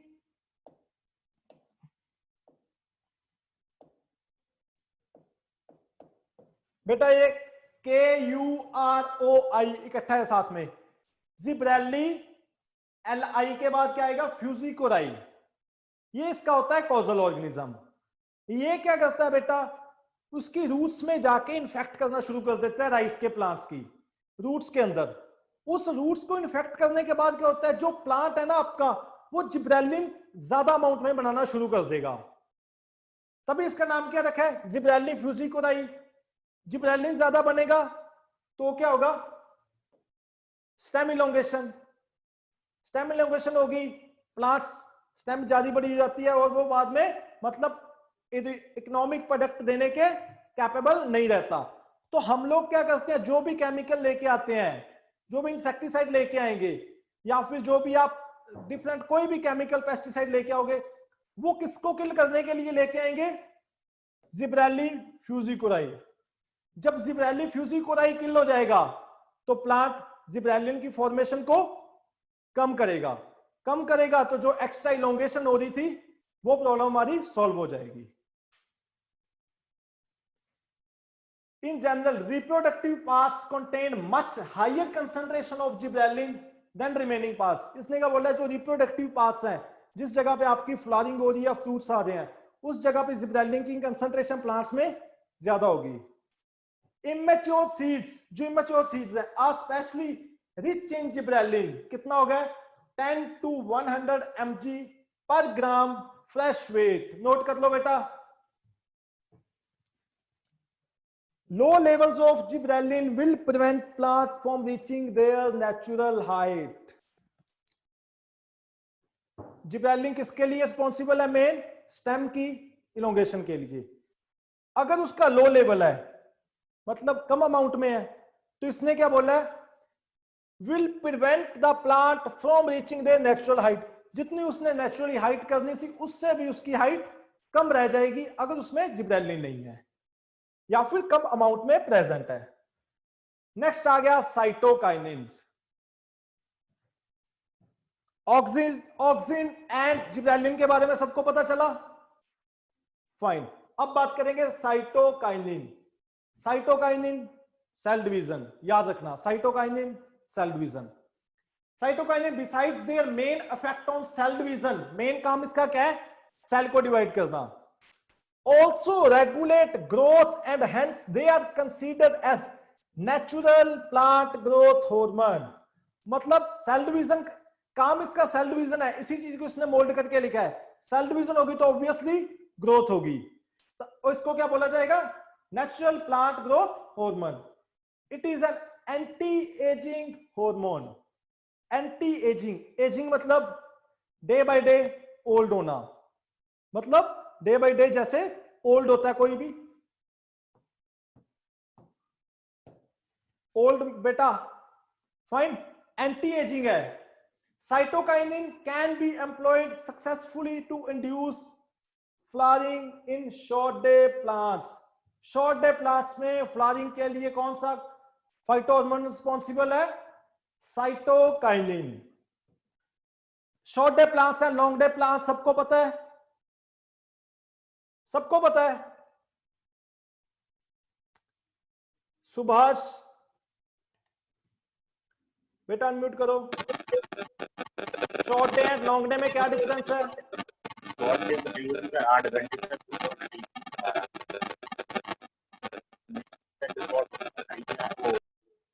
आपकी आवाज। बिंदु,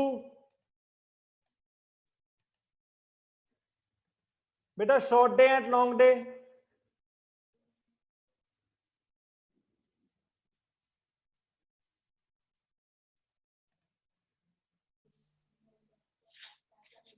यस बेटा।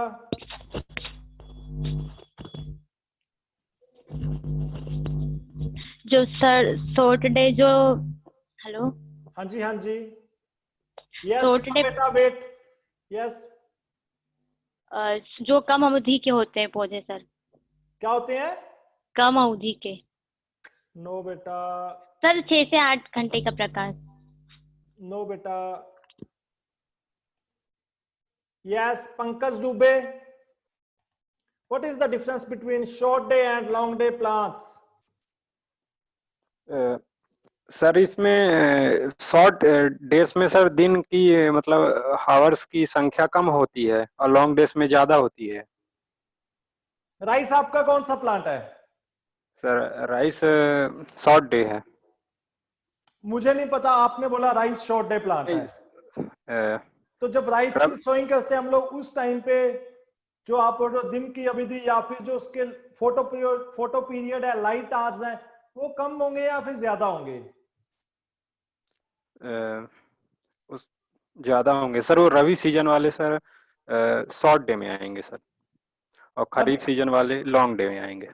खरीफ वाले लॉन्ग डे में आएंगे। जी सर। राइस कब सोइंग होती है? रबी सीजन में सर, सॉरी सर, खरीफ सीजन में। खरीफ सीजन में। यस। खरीफ सीजन कौन सा होगा? जून जुलाई सर। जून जुलाई। तो राइस कौन सा प्लांट हुआ फिर?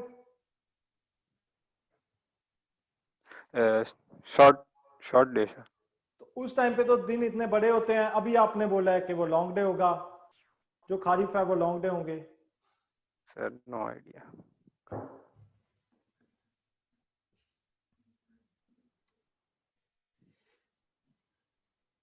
सबको पता है? जिसको नहीं पता वो हैंड रेज करो, नहीं तो 1 बाय 1 सबसे पूछा जाएगा। जिसको नहीं पता वो हैंड रेज करो। फाइन, मुझे नहीं पता, इट्स ओके, आप बता दो।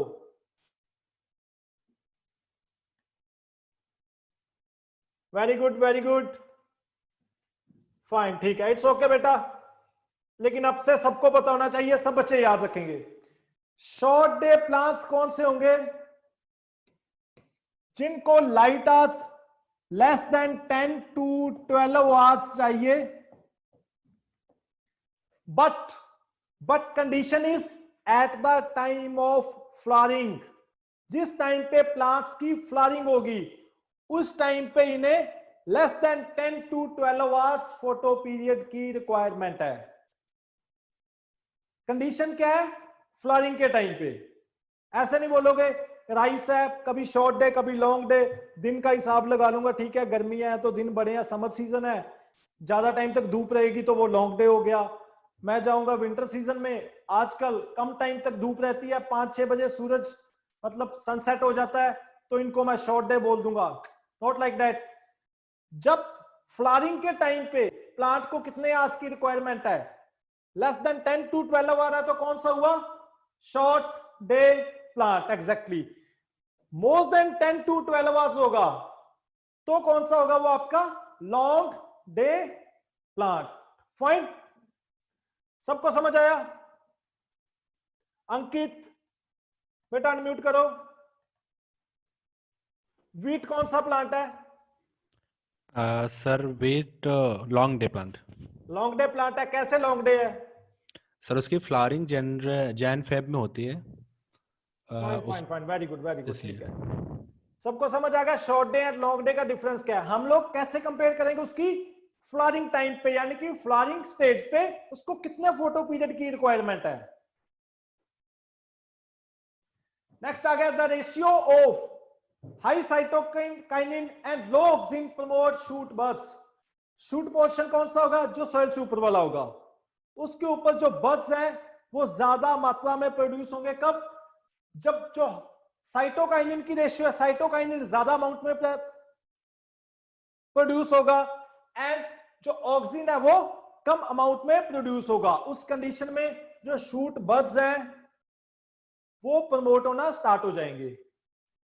Cytokinin promote cell division and metabolic activity in general. Metabolic activity सबको याद है, एनाबॉलिक एंड कैटाबॉलिक। एनाबॉलिक में क्या हो रहा है, नए टिश्यूज बन रहे हैं। कैटाबॉलिक में क्या हो रहा है, एनर्जी कंज्यूम करके भी वो ब्रेक डाउन कर रहा है। तो साइटोकाइनिन उसके लिए भी रिस्पॉन्सिबल है। At the same time cytokinin inhibit root formation. साथ के साथ इसने क्या, वैसे तो इसका काम क्या है सेल डिवीजन, लेकिन उसी टाइम पे रूट्स की फॉर्मेशन को इनहिबिट कर रहा है, मतलब रोकता है। Cytokinin slow the ageing process, अभी हमने पढ़ा है वो एंटी एजिंग है। Concentration of cytokinin used for horticulture very between 0.1 to 10 mg पर litre.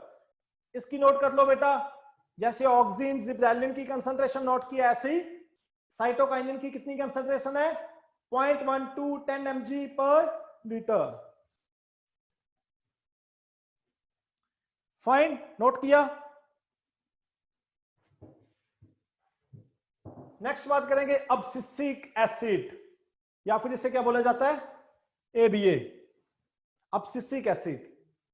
अब्सिसिक acid is a plant growth inhibitor and an antagonist of gibberellin. Note करो बेटा, अब्सिसिक एसिड को और भी क्या बोला जाता है, एंटी जिब्रेलिन। एंटी जिब्रेलिन है। जिब्रेलिन क्या करता था आपका, स्टेम इलोंगेशन। ये क्या करेगा, एंटी जिब्रेलिन है, उसको रोकेगा, इसलिए इसको क्या बोला गया, ग्रोथ इनहिबिटर, मतलब स्टॉप कर रहा है। इट इंड्यूसेस, सबसे पहले क्या लेके आ गया, डोरमेंसी। डोरमेंसी मतलब उसकी रेस्ट फेज में सीड को पहुंचा रहा है। Prevents seed from germinating, same dormancy है तो जर्मिनेशन से उसे प्रिवेंट करेगा। And cause abscission of leaves fruits and flowers. Abscission of leaves fruits and flowers का मतलब जो लीव्स हैं, फ्रूट्स हैं एंड फ्लावर्स हैं, उनको प्लांट से डिटैच। अब्सिशन का मतलब क्या होता है, डिटैच। डिटैच का उल्टा क्या होता है, अटैच। अटैच मतलब क्या होता है, जोड़ना। डिटैच मतलब क्या होता है, तोड़ना। तो तोड़ने में लीव्स, फ्रूट्स एंड फ्लावर्स को तोड़ने में रिस्पॉन्सिबल है। Higher concentration of abscisic acid can be induced by environmental stress such as drought. मतलब ड्रॉट कंडीशंस, या फिर जब भी एनवायरमेंटल कंडीशंस आपकी अब नॉर्मल होंगी, उस टाइम पे अब्सिसिक एसिड की कंसंट्रेशन ज्यादा हाई होगी। It causes closing of stomata, जो आपका स्टोमेटा क्लोज होता है उसके लिए भी रिस्पॉन्सिबल है। Include bud dormancy and seed dormancy. बेटा अगर वो जर्मिनेशन को रोक रहा है, हमने पढ़ा ना जर्मिनेशन को स्टॉप करेगा, ऑब्वियसली सीड की डोरमेंसी, सीड को डोरमेंट कंडीशन में लेके जा रहा है। डोरमेंसी, जब सीड को ही वो डोरमेंसी में डाल रहा है, तो जो बड्स हैं, जो शूट के ऊपर हम बात कर रहे थे बड्स होंगे, उनको भी तो डोरमेंसी में डालेगा ना। Induces senescence of leaves, fruit ripening, abscission of leaves, flowers and fruits again. Senescence क्या होता है, जैसे हमने अभी नॉर्मल वर्ड पढ़ा था ना, एजिंग। एजिंग मतलब ओल्ड होना। सेनिसेंस प्लांट्स की लैंग्वेज में आप बोल सकते हो, सेम वर्ड है। सेनिसेंस मतलब ओल्ड होना, डे बाय डे ग्रो होना या फिर ओल्ड होना।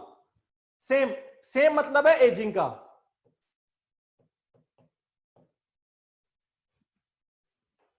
Increasing the distance of temperate zone plants to frost injury.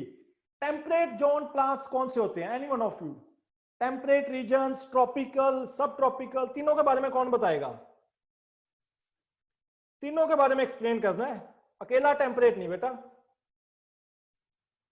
Yes, Soni Verma.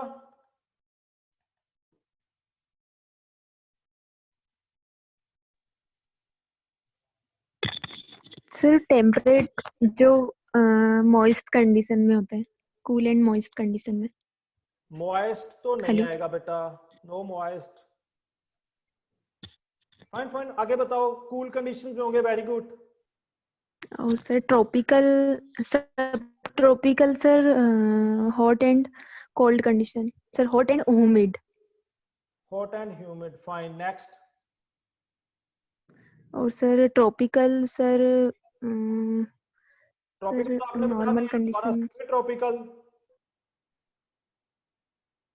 Sir confuse हो रही। कौन बताएगा, हैंड रेज करो। यस अनंत। सर टेम्परेट फ्रूट वो होते हैं जो सर की लो टेम्परेचर पे सर उगते हैं सर, वो सर टेम्परेट होते हैं। और जब सर दिन और रात के बीच में सर फ्लक्चुएशन सर कम होता है तो वो सर ट्रॉपिकल होता है। और दिन और रात में सर फ्लक्चुएशन जब सर टेम्परेचर में जब सर ज्यादा होता है तो सर सब ट्रॉपिकल होता है।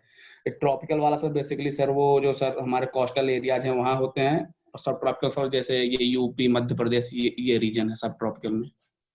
फाइन फाइन फाइन, ठीक है बेटा, थोड़ा क्लैरिफाई है, ठीक है। टेम्परेट कौन से हो गए? लो टेम्परेचर रीजन्स, जहां फिर जिस जगह पे कूल एनवायरनमेंट है, ठंडा मौसम है। सिंपली आपको पता होना चाहिए टेम्परेट कौन से हैं, ठंडे रीजन्स वाले। ट्रॉपिकल कौन से होंगे? जिस पे जगह पे हाई टेम्परेचर होगा या फिर हॉट कंडीशंस होंगी, हाई टेम्परेचर या फिर हॉट कंडीशंस। सब ट्रॉपिकल कौन से होंगे? जो इन दोनों के बीच आएंगे, ना ज्यादा गर्म है ना ज्यादा ठंडा है, मतलब वहां पे कौन सा मौसम है? वार्म कंडीशंस हैं, not hot but warm. Fine, वो कौन से होंगे आपके? सब ट्रॉपिकल। नेक्स्ट बात करेंगे बेटा ethylene. Ethylene is unique in that it is found only in gaseous forms. ये gaseous form में present होता है। Higher concentration of oxygen, अगर ऑक्सीजन की कंसंट्रेशन ज्यादा है, leads to the formation of ethylene, मतलब वो इथाइलिन की फॉर्मेशन को भी इंक्रीज करेगा। The main role of ethylene is it hasten the ripening of fleshy fruits. Fleshy fruits मतलब जैसे आपका बनाना है, एप्पल्स है, पियर्स, टोमेटोज, सिट्रस। इथाइलिन की वजह से इनमें राइपनिंग होना स्टार्ट हो जाती है, मतलब पकना स्टार्ट कर जाते हैं। Very good. It stimulates senescence and abscission of leaves. Abscission के साथ भी उसको भी इंक्रीज करेंगे, सेनिसेंस को मतलब एजिंग को भी इंक्रीज करेंगे। हाँ, जल्दी जल्दी ओल्ड हो। सेनिसेंस मैंने क्या बताया? एजिंग, एजिंग है ना। यहां पे ये क्या कर रहे हैं? बनाना की राइपनिंग को इंक्रीज कर रहे हैं। फाइन। एजिंग मतलब डे बाय डे ओल्ड हो रहा है। बनाना को आप एक हफ्ते, आज जो आप बनानास लेके आओगे, एक हफ्ते बाद वो क्या होंगे? Black colour. तो क्या होगी? उनमें सेनिसेंस इंक्रीज होगी। सेम उनमें राइपनिंग थी, वो भी ज्यादा हो गई। कौन रिस्पॉन्सिबल है? इथाइलिन। अंडरस्टैंड? फाइन। नेक्स्ट बात करेंगे, it is effective in inducing flowering in pineapple. जो पाइनएप्पल में फ्लावरिंग होती है उसके लिए भी रिस्पॉन्सिबल है आपका ethylene. It causes inhibition of root growth. Root की ग्रोथ को इनहिबिट करता है, मतलब स्टॉप। इनहिबिट मतलब चेक, डिक्रीज करता है उसके रेट को। It stimulates the formation of adventitious roots. जो एडवेंटिशियस रूट्स होती हैं प्लांट के ऊपर, स्पोर्टिंग रूट्स आती हैं। एडवेंटिशियस जो स्पोर्टिंग रूट्स डिफरेंट प्लांट्स में डिफरेंट होंगी, उनको उनके लिए बेनिफिशियल है, मतलब उनके लिए रिस्पॉन्सिबल है। इथाइलिन की वजह से एडवेंटिशियस रूट्स आती हैं। It stimulates epinasty of leaves. Epinasty क्या है? Anyone of you? एपिनेस्टी किसको पता है?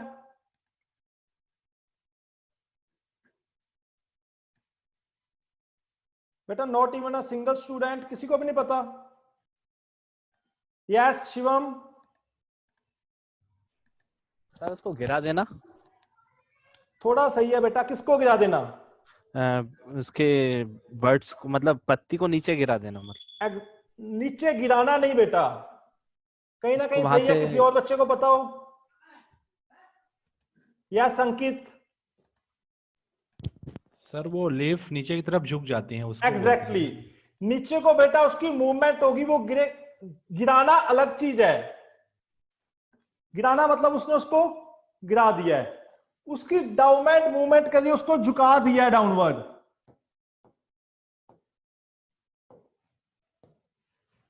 उसको क्या बोलते हो? एपिनेस्टी। एपिनेस्टी ऑफ लीव्स के लिए रिस्पॉन्सिबल है। Plants often increase ethylene production in response to stress and before death. मतलब प्लांट जब उसको पता है मेरी डेथ हो रही है, मेरे लिए जो कंडीशंस है वो अनफेवरेबल है, मुझे पता है मैं 2-4 दिन में मेरी डेथ हो जाएगी, फाइन। या फिर जब वो स्ट्रेस में आ गया है, ऑब्वियसली जब वो स्ट्रेस में आएगा, एनवायरमेंटल स्ट्रेस में आ गया, या फिर वो किसी भी बाइटिक फैक्टर, किसी भी फंगस ने अटैक कर दिया, इंसेक्ट ने अटैक किया, प्लांट स्ट्रेस में आ गया, चाहे वो आपका बाइटिक है चाहे एबाइटिक है, उस टाइम पे क्या उसे पता है मैं अब ज्यादा नहीं 2 या 3 दिन तक रहूंगा, उसके बाद मेरी डेथ हो जाएगी। उस टाइम पे वो इथाइलिन की प्रोडक्शन को इंक्रीज कर देगा। तभी आपने देखा होगा, फॉर एग्जाम्पल आप लोग कोई भी फ्रूट सोचो, कोई भी, जब उस फ्रूट्स के ऊपर, प्लांट के ऊपर एक फ्रूट लगा हुआ है, प्लम देखा सबने? प्लम, गुआवा देखा? ठीक है, गुआवा देखा होगा सबने, गुआवा का प्लांट सबने देखा है। उसके कोई ऐसा फ्रूट लेके आओ दिमाग में, ठीक है, उस दिन जब मैं उस गुआवा को देख रहा था, उसके ऊपर ना कुछ इंसेक्ट प्रेजेंट थे, जब मैंने उसको खोल के देखा उसके अंदर कुछ इंसेक्ट्स प्रेजेंट थे, लेकिन बाद से वो लग रहा था वो अच्छे से राइप हो गया, मतलब पक गया है। मींस प्लांट के ऊपर उस इंसेक्ट का स्ट्रेस आया है, तो उसने क्या कहा, इथाइलिन की प्रोडक्शन इंक्रीज कर दी। और इथाइलिन आपका किसके लिए रिस्पॉन्सिबल है? राइपनिंग के लिए। इसलिए इसने बोला कि वो डेथ से पहले या फिर जिस टाइम पे वो स्ट्रेस में होता है, उस टाइम पे प्लांट इथाइलिन की प्रोडक्शन ज्यादा कर देगा। ग्रोथ रिटार्डेंट, या सिंपली कुछ ग्रोथ रिटार्डेंट हैं जो ग्रोथ को रोकते हैं, इसे आप नोट कर लो। Cycocel, phosphon D, AMO 1618, morphactins, maleic hydrazide.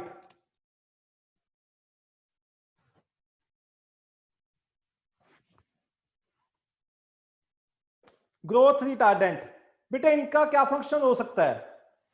सब अपना अपना दिमाग लगा के सोचो, ग्रोथ रिटार्डेंट को क्यों यूज करेंगे हम लोग? कोई बच्चा बताएगा ग्रोथ रिटार्डेंट को क्यों यूज करेंगे? सिंपल आंसर, साइंटिफिकली भी नहीं सिंपल, हाँ मेरे दिमाग में ये चल रहा है, मैं ठीक है बेटा। Yes Soni Verma. Sir growth को रोकने के लिए। वो तो बेटा वर्ड से डिस्क्राइब है, बट क्यों रोकेंगे ग्रोथ? सर वेजिटेटिव ग्रोथ रोकने के लिए सर, जिससे कि ग्रेन फॉर्मेशन ज्यादा हो सर, बायोलॉजिकल यील्ड ज्यादा लाने के लिए। ठीक है बेटा, थोड़ा सा सही है। एनीवन ऑफ यू, किसी और बच्चे को पता हो? फाइन, ठीक है। ग्रोथ रिटार्डेंट, आपको मैं सिंपल एक एग्जांपल देता हूं। ये आपके पास 2 प्लांट्स हैं पैडी के।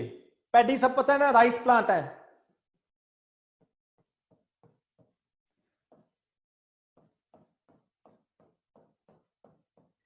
इस टाइम पे इन्होंने अपनी जितनी हाइट करनी थी, मतलब जितनी हाइट तक ग्रो करना था, वो हाइट इनकी कंप्लीट हो चुकी है। आज बहुत तेज विंड है, बहुत तेज हवा चल रही है।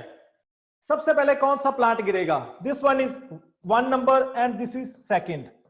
सिंपली आप 1 या 2 ऐसे करके बताओ कौन सा प्लांट गिरेगा। सबको पता है ना, सेकंड नंबर वाला गिरेगा। क्यों गिरेगा? क्योंकि उसकी हाइट ज्यादा है। हाइट ज्यादा है तो सबसे पहले उसकी क्या होगी?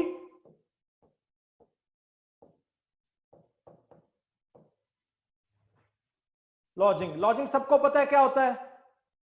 प्लांट का गिरना।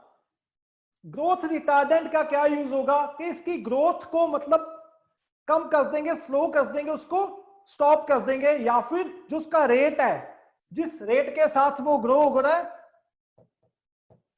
उसको डिक्रीज कर देंगे। तो सिंपली यूज किसके लिए हो रहा है? लॉजिंग के लिए। ऐसे डिफरेंट वेज में आपके ग्रोथ रिटार्डेंट्स यूज होंगे। नोट कर लो बेटा इन सबको। सबने नोट किया? नेक्स्ट स्लाइड पे चलें।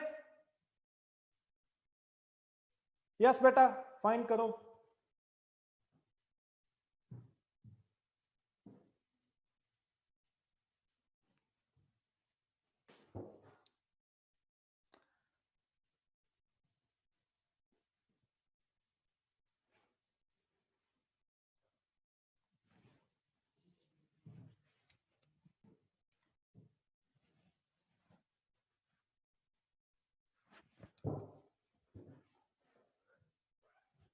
यहां तक बेटा हमने क्या पढ़ा है? प्लांट की ग्रोथ एंड डेवलपमेंट के बारे में सबको पता चल गया कि ग्रोथ एंड डेवलपमेंट कैसे होती है, क्या होती है, कौन कौन से प्रोसेस हो रहे हैं उसके अंदर।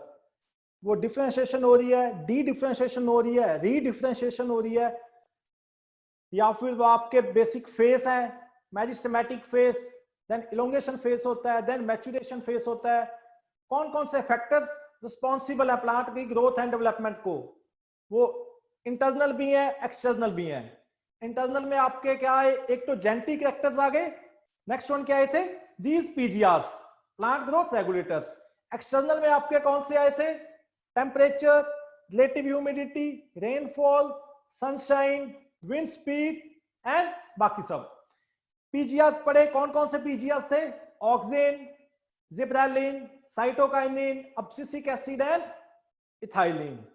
अब एक लास्ट में क्वेश्चन है बेटा, आप सबने देखा होगा, मैंगोज देखे हैं? मैंगोज के बारे में सबको पता है। हम लोग क्या करते हैं, कभी कभी अपने ट्री से या फिर अपने फील्ड जाएंगे, कुछ कच्चे मैंगोज लेके आएंगे, मतलब जो अभी पके नहीं है। क्या करेंगे? उनको लाके उसके अंदर कुछ टैबलेट्स डाल देंगे, कुछ टैबलेट्स होते हैं ना, वो डाल देते हैं। वो टैबलेट्स क्या करेंगी कि वो मैंगोज आपके राइप होना शुरू हो जाएंगे। सिंपली सब बच्चे कमेंट करो, लास्ट क्वेश्चन है आपका।